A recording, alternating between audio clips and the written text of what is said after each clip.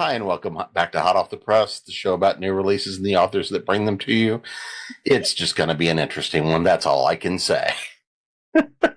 I'm your host, Jim Nettles, and so tonight we are going to be stacking up those to-be-read piles, and again, with a lot of our usual suspects. So let's go around and let everybody know who's here and what sort of mayhem you're bringing this time. Layla? I am Layla Dorine, and I am bringing you Prayers for the Prickly, my Heat, Pray, Love, Hedgehog and Wolverine shifter story that is coming to you in, less than a month. I'm not going to say what came to mind. Anyway. Yes, there is a lot of poking going on. I just was picturing the little hedgehog thing I just saw on the social media for the 3 minutes I gave myself, wearing a little square dancing outfit, and, you know. All right. Jamie, save me. You're asking for mercy from the wrong woman. Actually, perhaps not. I'm JD Garner, professional author and editor. And what I have today is the second book in my epic superhero series, The Push Chronicles Injustice. Comes out literally a week from this recording. So it'll likely be out by the time you're out there are seeing this. And Jenny. Hi, I'm Gini Koch. I write the Alien Catherine Kitty Cat series. I also write a variety of other series, and in all lengths and genres under a wide variety of pen names. And I'm here to talk about two things. One that's really coming in, one that's late. And we'll get into that when Jen asks questions. Why bother? Y'all know We all know the drill. We could just start going around. But we are going to be nice professionals and act like your questions matter. Yes, we are going to let you host us this evening. That's right. Alternate universe I tripped and fallen into. It is your privilege to host us. I am just going to say I think my track record speaks for itself, Jim. I am nothing but a little angel on all of these panels. That's very true. Oh, look. Oh, it's that smugness, though. The smug. Just cut off the So, let's start with, what's the big world? What's the setup? What are we falling into? Talk about the characters next, but what's the big world? What's the world building? What's the setup? What sort of mayhem? And so, Layla, I'll go to you on first on this one. So, Prayers for the Prickly is part of the Heat, Pray, Love series, where we paired Predator and Prey shifters as fated mates. And that's pretty much the theme everyone had to follow. You had to have a Predator and Prey shifter. You could set it wherever you wanted. So mine is set in a tiny little seaside village in Maine. It's a fishing community. It's got all the small town, it's got the one little coffee shop, and it's got a bakery, and it's got a candy store, which features prominently because August, my hedgehog shifter, is a candy maker. And his mate, who happens to be a very growly Wolverine shifter who carves different things out of driftwood, happens to have one hell of a sweet tooth.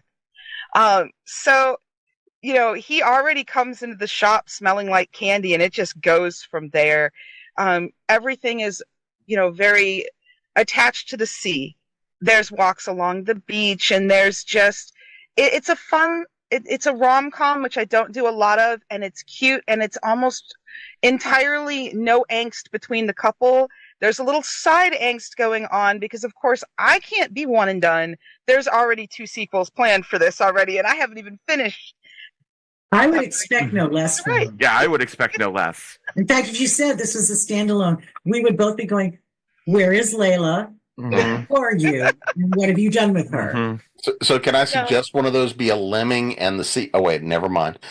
No, but I do have something cool that has come out of it, and I'm so proud to be able to announce this tonight because I am just starting to write my first few sapphic books, and because of that, there's 2 characters in this one that are female hockey coaches. They have coached opposite one another. They are mature ladies in their 40s, and now that they are, essentially brought together by all these new family gatherings, and they get to realize that, hey, they get to actually spend time away from the rink getting to know each other. That's one of the books that's kind of taking on a life of its own and being born from this book. It could be fun. Yeah. Oh. All right, Jamie, what's the world in book 2? Well, all right, so I will try to minimize spoilers from book 1 because you should go out there and buy Indomitable, which is book 1, and read that now so this doesn't all sound like crazy talk. But in broad strokes, the Push Chronicles takes place in the world that's very much like our own, except as of the time of book 2, 6 months prior, a strange cosmological event swept across the world, and people overnight suddenly started developing strange superhuman abilities and transforming into unusual creatures and that sort of thing. But the more important thing is they started acting like characters out of comic books, heroes and villains, with all of the inanity and catastrophe that would come about. Superhero logic doesn't necessarily work in the real world. Also, as has gone on, the world itself has shifted on a more fundamental level. Physics works just a little off. Biology, everything's just a little bit shifted towards the hyper reality of a comic book world. So we are 6 months in. The culmination of book 1 was a tremendous battle that took place for basically the heart and soul of like the powered individuals of the world called the Push, that took place in Washington, D.C., that destroyed the National Mall, blew the top off the Capitol building, but however, things got halted just from the edge of everything tumulting into, worldwide war and chaos. That things have been uneasy since then. There are not only, a bunch of, push crooks, supervillains with weird powers doing their damnedest to cause trouble, but within the hero community themselves, there are those that want to be, traditional superheroes, work with the system, be good. And then you have your vigilantes, all amassed in a group called the Crusaders for Justice. And they are led by Epic, who is the most powerful superhero in the world. He's Superman if Superman didn't have Superman's morals. And unbeknownst to most of the world, he's the one that caused the whiteout, the event that brought superpowers into the world. Oops. Oh, he thinks it's a great idea. Mm-hmm. All right, Jenny, what's this one? Martian Alliance Chronicles is set in the far future. It's space opera, and I have a ragtag crew who are trying to save the galaxy from the Diamante families who have done the Diamante Purge, which is basically anyone they didn't like. You either go under the heel or we're just going to wipe you all out. And so that's what the general world is. Every story that takes place in this universe is following the same crew as they try to outwit, outthink, outsteal, outsnark the bad guys in the hopes of bringing the Martian Alliance, which back and in line, which is the actually rightful rulers of the galaxy are from Mars, and they're humans from Mars. And so that's what everything deals with. And the first book is The Royal Scam, which introduces you to the main crew and what's going on. So let's dive into talk about who we're going to be hanging out with in these various works. And Jamie, I'm going to go to you first on this one. Now, realizing this is the second book and we're going to be meeting a lot of the same crew, but for anybody who hasn't gotten the first one yet, who are we hanging out with, and do we have anybody new in this one? Well, see, that's the great thing about this. It means I don't get to be too spoilery. But this is book 1, Indomitable, and of course, on the cover is our main heroine and our point of view character of the entire series, Irene Roman. She was a scientist before everything went haywire, and it is her boyfriend at the time, no longer thus, that became Epic and that changed the world in the process of betraying her by stealing her invention that was an integral part of the device that he used to alter reality. And in the process, she is in a bout of intense personal responsibility. She decided to do something about it. However, she doesn't seem to have any superhuman abilities of her own. She's not one of the pushed, but as is discovered in book 1 and is codified by the time of book 2, she's something altogether different. She resisted the whiteout. She didn't change. More than that, she is immune to a lot of the changes of reality itself. Superpowers don't work on her. She's immune to being seen by, supervision. Her mind is impenetrable to psionic abilities.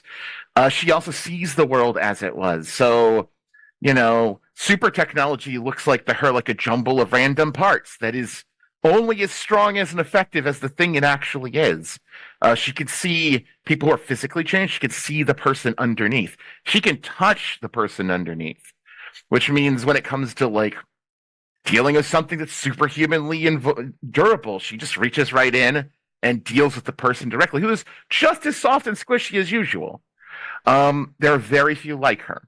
Unfortunately, there are others like her, which leads to perhaps the main antagonist of book 2, and that is who appeared briefly in book 1, actually instigated a lot of the problems, unbeknownst to everyone at the time, and that is Ian Shea Mackenzie. He is another natural like her. That's what they're called. Like supernats, like Batman. That's their inspiration. He's a former FBI agent who decided, perhaps rightly so, that this whiteout and the pushed were essentially the equivalent of an alien invasion. Basically, we're being attacked and undermined by a race of beings of far more power than we can deal with. Thus, he treated them like an enemy. And he has basically been masterminding things behind the scenes that lead to the big events of book 2 and the danger that he puts Atlanta, where the city where the series is sat, and the entire world at risk. Well, if you destroyed Atlanta, I'm not sure who'd notice. Well, yes, it's the past that part. I don't know if you live there. It'd be pretty bad. It'd be pretty bad. Good point. So, Jenny, who all are we meeting in this grand royal drama? We're meeting the crew of the Hummingbird, which the name of the ship is only known to the crew. They change one of the characters is a Quillian shaman, meaning if it flies, he can alter its appearance. So they change their call letters and their name every time they go. The captain and his younger brother, Roy and Kyle, are the last of the Imperious line out of Mars.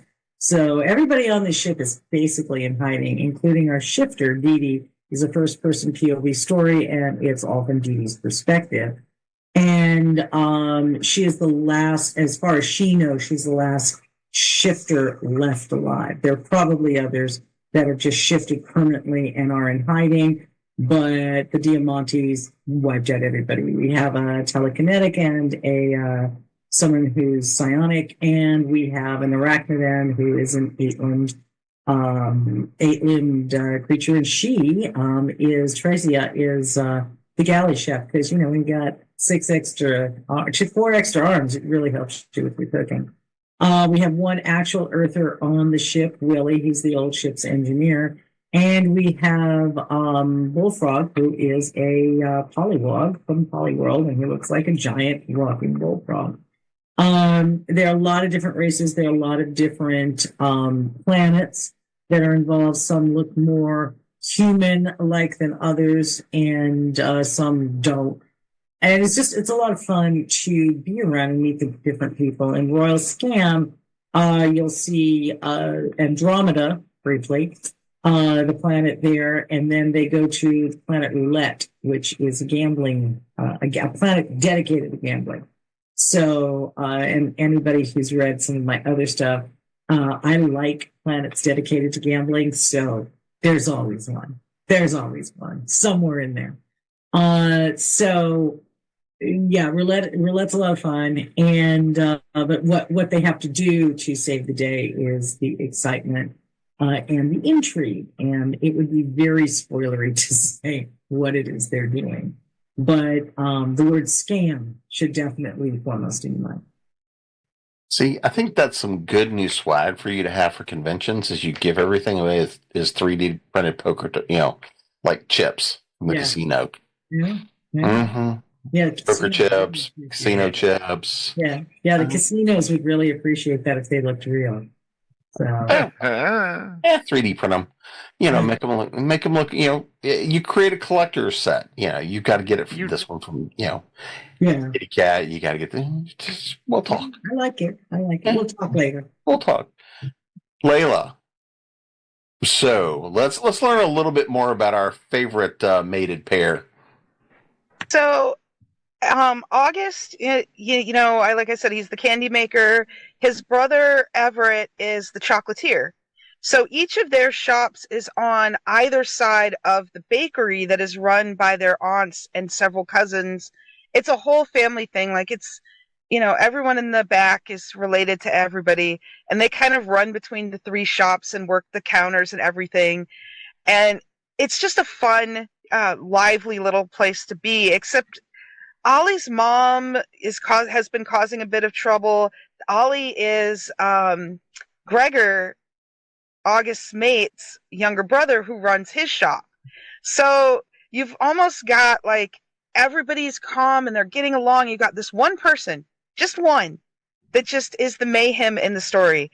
And she's kind of one of those moms that's just like, she doesn't want him to find a mate. She doesn't want people to know that like she has a kid that age either. That's a big thing for her. But also she just wants him home where he's looking after her house and cleaning up and her needs and really just, selfishly relying on him. So part of the story, as August and Gregor are coming to really come together, is just watching what's going on with their siblings and the struggles they're having and kind of giving brotherly advice and being there and setting up in a way for Ollie and Everett's book, which will be the second book of the series. And I'll get more into that later. But then, of course, me being me, I have to throw a few friends in. And the Wolverine attitude is definitely there in Gregor in the beginning. He's a bit snarly. He's kind of content to be in his workshop and not really interested in going out. But as the book goes on, started to discover that, like, hey, he used to play hockey. And he's got friends in town who still do pickup games at the local ice rink. And, like, he knows people. He just doesn't associate with them. So over the course of the book, we see our adorable candy maker hedgehog is actually a little bit more prickly in personality than one might think. And our growly Wolverine develops a little bit of a soft spot now that he's found his mate. And as his brother tells him, it's like, you used to try to smile and it looked awkward. Now you're smiling for real, and it's such a cool thing to see. So learning about the characters over the course of the story and seeing how their exterior and what people perceive of their animal doesn't add up to their personalities is fun. And one thing that Gregor learns real early on, don't call his mate any form of prickles. I'm just not going to ask. So, and all these are three very different stories, but there's a lot of fun to all of these, right? All of them have that nature of fun, playful story.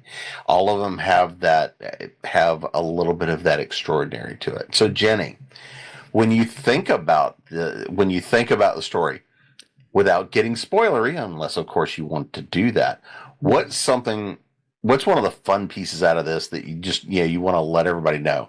This is the kind of fun that this book is. What's something there that you think would... I've done it. Okay, it's a very serious setup in that sense, because we're talking about a galaxy under their own form of fascism. Like, the whole galaxy has been affected negatively by the Diamante families. And they are absolutely the villain. But there are other villains. But for the most part, it's not always light, I'm going to be honest, but there's always something fun or funny or interesting going on. The crew are very tight. They get tested, but they're always together. They're together, and they're together for a reason.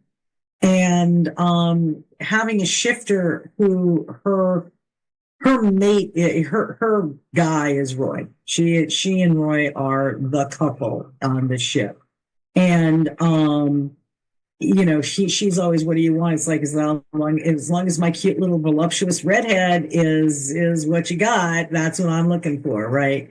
So Roy's very masculine. Roy's kind of a worrier. He worries about all his crew. He worries about everybody. He worries about his younger brother. He worries about Dee Dee. And Dee Dee, because she's a shifter, goes off on missions many times solo. And so at the start, you're seeing a solo mission, the end of the solo mission. And then she's back, and now they have to do other things, and there's other parts, and how the team works, and how Kyle gets to try to slip something through. So there's a lot of humor in it. Not every installment in this will be laugh out loud funny. But it's all combining into a whole that is like, you're the little guys, and you're finding the rest of those rebelling against this, and you're trying very hard to return the galaxy to what it was. What it was wasn't perfect, but what it was self-determining versus under control of one family for one reason.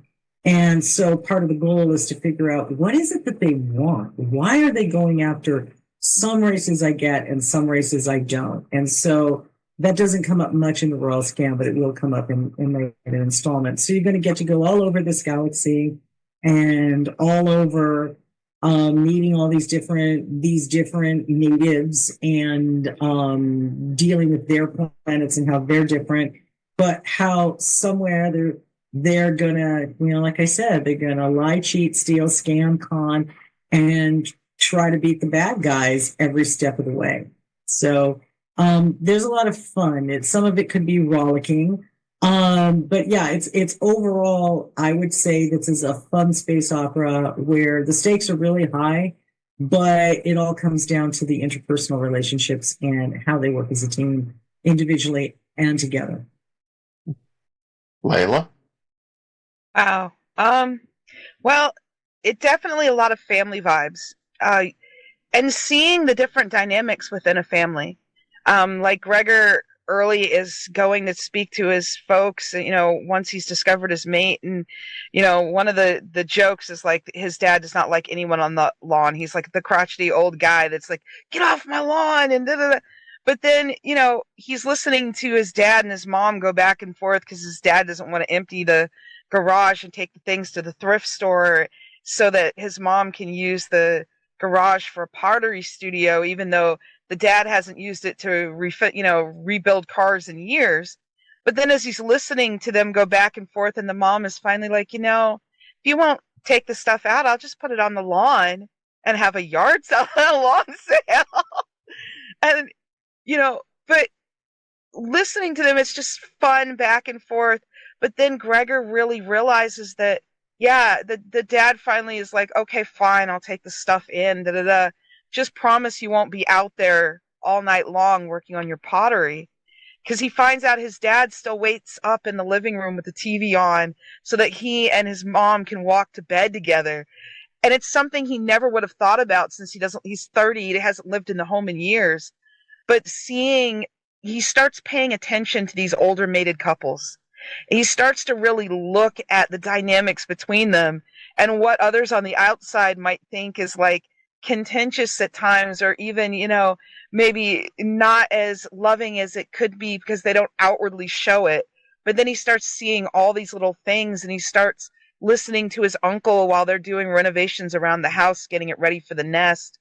And his uncle's giving him advice, but like also owning his own mistakes as a father figure and as an uncle for things that he's like, yeah, some of our adventures, and he's kind of using the general we, some of the adventures that we go through as kids, things that we do that we thought were so cool, might not be things we want to share with our kids who might try to do it, and they actually cite how one of the older cousins had gotten hurt, and the dad, walks around and he's bearing those memories to this day because he shared something that in hindsight he probably shouldn't have shared with impressionable, little whelps that are running around his feet.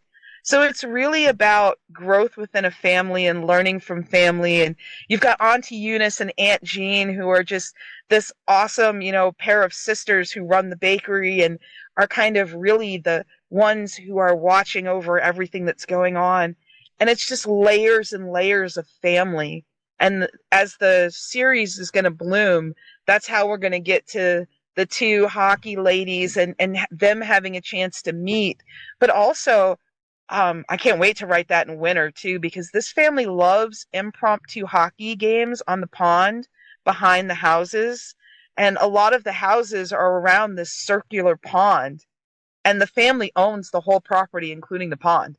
So when it freezes, they're just down there, in sweatpants and skates and no pads and just skating and dragging these ancient nets out of this shed where they've been stored. And like the grandfather taught the father and uncles to play on these nets, and they'll fix the netting every, few years when it gets brittle, so that each new generation is out there on the pond playing on these nets. All right, Jamie, what have you got? Well, in a way, kind of like Genie. So, the Push Chronicles has its moments of fun and humor. It is a serious series at the end of the day, dealing with the ramifications of entire worldwide change. Usually evokes that sort of thing, but there are moments of fun. I always have fun when I'm writing these, because to really understand, to have a character in the viewpoint that really understands the world and how it's changing. Well, Irene she's a nerd, she's a geek, she loves her comic books and her superheroes. So whatever rolls down, she generally has a reference point, and sometimes I get to flex, sometimes the chagrin of my editor, some of my rather obscure and deep comic book knowledge. I have had to remove a reference or two that was just too deep of a cut. I was like, does anyone know who this is? I'm like, I know this story. Probably not. It's like, don't you know who this is? I don't know. And she's like, no, I don't know. It's like, well, if she doesn't know, then I'm just. Yeah. And we don't. Yeah, this is the climax. We don't have 2 paragraphs to explain the reference. We'll just have to. See that on the cutting room floor. Wait. It's Mole Man, right? That's the one. No, Mole Man. I would still stand on that people should know. I know who Mole Man is. He appeared in Fantastic Four, one of my favorite episodes. Yeah, Texas Twister. Oh yeah. Oh. Yeah, she's like, hey, do you know who this character is? I'm like, is that a taffy place? I no. But the point is, it's fine. The other fun part about it, at least from me, and that's one of the whole overall themes of this initial trilogy and the series in whole, is the deconstruction and reconstruction of superhero mythology. Because, a lot of book 1 and a chunk of book 2 is really about how this is bad, how we really shouldn't want people with superpowers and superheroes just running willy-nilly over the earth. But by about halfway through book 2, Irene starts to change her mind. Well, she starts to embrace the thing that she's become in this world, because while she's not been affected by it, she realizes she has a place in this strange reality. And also that, her initial goal was to somehow find a way to reverse the whiteout, to pull things back. But she starts to realize that, yeah, a lot of bad things happened, but a lot of good things have happened. And more importantly, does she have the moral right to do the same thing that her boyfriend did in betraying her, to decide the fate of billions of people? So she, as opposed to trying to push away from this role in this universe that has seemed to come about, she starts to embrace it and step into it. And that's where we go from deconstruction to reconstruction of superhero mythology. And also, there's a lot of fun in general. There's a lot of interesting characters. She works with an entire team of superheroes that all have their own strange and wacky quirks. There's a romance subplot in this book that that comes to a happy conclusion in my eyes. But nothing stays constant in a world like this. But there's a lot of fun. There is a sense of the found family. There's a lot of that in book one. There are Fantastic Four references made when that happens, of course, but it continues, and I think it broadens in book two. Because at the Irene at the start of book two is one that has taken all the burdens onto herself. And she is, despite the strange ability she has, is still ultimately human. She's burning out and breaking down. And there comes a point where you see that this strange motley crew that she's assembled around herself, you see them kind of turn in and become that family because they're the ones that go in and go, we care about you. You need to stop. And there's of course has to come the breakthrough moment where she eventually does come around to this. And that's the moment where you have the family message. She learns to care for her family and give responsibility to them. And just as they allow her to do all these things, because she is ultimately kind of the key to stopping all of this. So I think it's a really fun, strong, and good message amidst all the really dark stuff that happens in book two. I think of book two as like the Empire Strikes Back of the series, but you still can't go all dark. First draft was really, really, really dark. Had to really adjust that because that's not the story that's ultimately important to tell. It's not the darkness.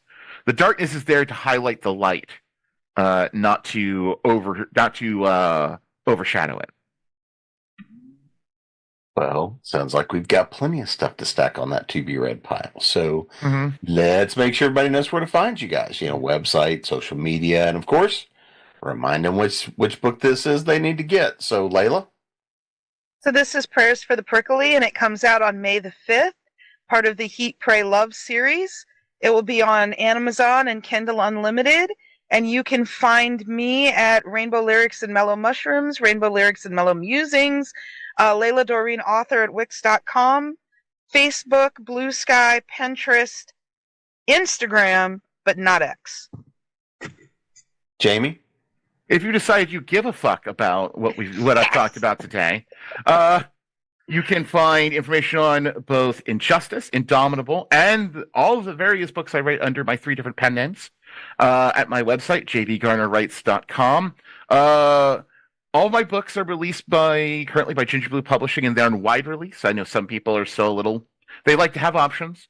So you can find my books at Amazon, Barnes & Noble, Kobo, Apple Books, and the like. And of course, social media-wise, Facebook and Blue Sky are the ones I'm most active on, especially Blue Sky. Again, JB Garner Writes. Just look for me and you'll find me. Jenny? GiniKoch.com. I can say my own name. Can you? If you want to join my free newsletter, hook me up. You can do so from the bottom of most of the pages of that website. I'm all over Facebook. I'm still on X Twitter because there are still other authors and readers clinging to our own little tiny portion of it. And until everybody else gives up, I'm still there for them. I am also over at Blue Sky, and I'm active on Pinterest. It looks like I'm active other places. And I just have to say again, I'm not really on Insta. Please stop sending me messages. I can't. I don't even know what my password is. Anyway, this release is The Royal Scam, Book 1 in the Martian Alliance Chronicles by me writing as Gini Koch. It is ebook only, and it's out from Ginger Blue Publishing. It is releasing on April 22nd. It's up for pre-order right now, and publishers do love pre-orders, just saying. Books, by the way, installments 2 and 3, 3-Card Monty and A Bug's Life are also up, and also up for pre-order, though they're releasing later in the year. And you can find me at jamespnettles.com, authoressentialsworkshops.com, creatingpros.com, and of course here at ConTinual. And it's time to go stack up those to-be-read piles. We'll see you again soon.